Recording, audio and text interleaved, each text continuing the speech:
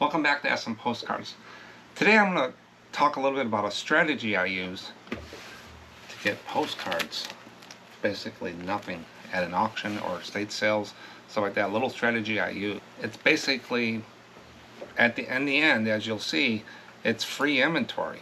Now I did pay something for it, but in the end I basically call it free inventory. But I got this album, went to a local auction. I got this album, approximately 200 postcards. There were some that were stuck in the middle. There's 50 sleeves in there, and 2 in the front, 2 in the back, each sleeve. So there's 200 postcards in here. I got those postcards. I won them for $30. So about for 15 cents each, which is not a bad deal. There's no home runs in this album. I flipped through it real quick so far. Haven't got detailed or comped anything. They're average, good condition cards. There's a couple I think won't make it because they got some edge wear and stuff, but not too bad. But just think, 200 postcards, average cards, say I sell them for an average sale price of $5 gross sales, that's $1,000 gross for this little album that I got for $30. That's how you can find these things.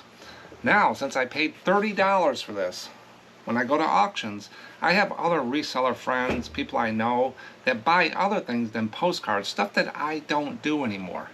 I'm not an everything seller. I can go to an auction and buy 50%, 60, 75% of stuff on the tables I can probably make money on if I got it for a price. So I paid $30.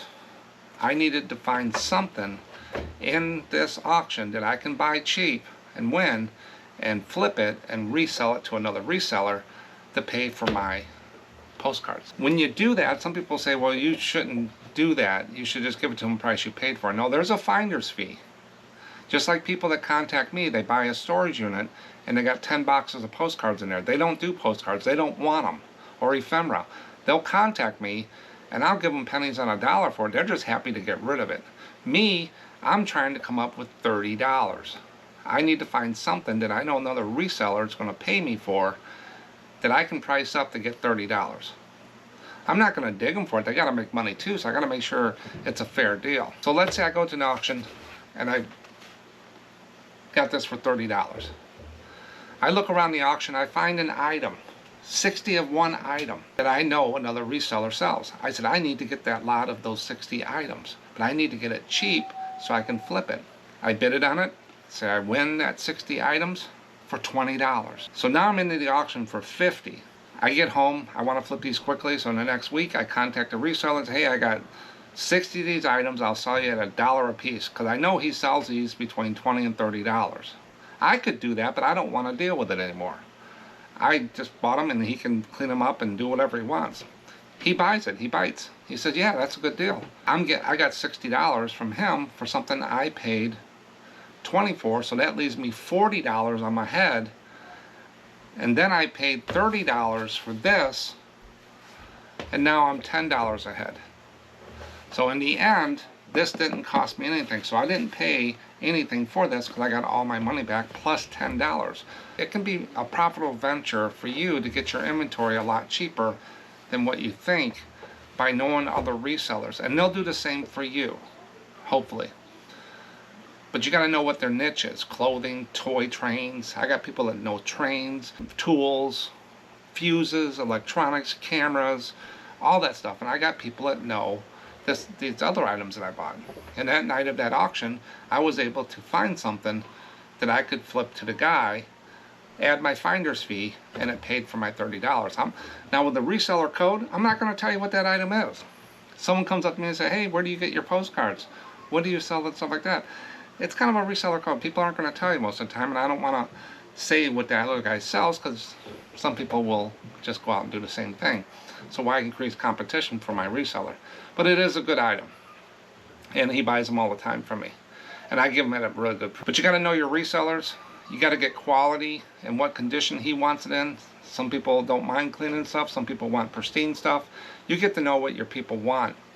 And where can you do this? You can do this at thrift stores, at estate sales, auctions, online marketplaces, wholesale suppliers, flea markets. You can find stuff that you're looking for and stuff that you can flip real quick. So business to business, reseller to reseller, you can do all that stuff and get your inventory for a lot cheaper.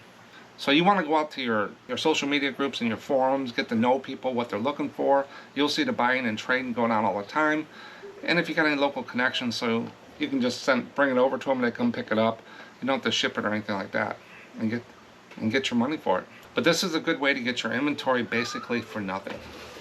But if I didn't find those other things, was there anything else? When I was at the auction, I said, God, if I don't win those, what else is there? I grew up in a river town, so I know a little bit about boats and propellers, and there was a Mercury Racing propeller Spitfire XP, still brand new in the box. Open box, but it was still new old stock. They can sell between $100 to $300 is what I looked up. So I haven't dealt with them in a long time. But did I want to deal with that box? Well, if I didn't win those other items, then I would go to the boat parlor, because I know I could sell that in town here. There was boxes of old photos. There was patches, pins, sports cards, pencils, advertising, just toys, things I could pick up that I had to find $30 that I could flip to another reseller. It would have been easy. Most auctions, 60 to 70% of the tables, I could find something on that I could flip for other resellers.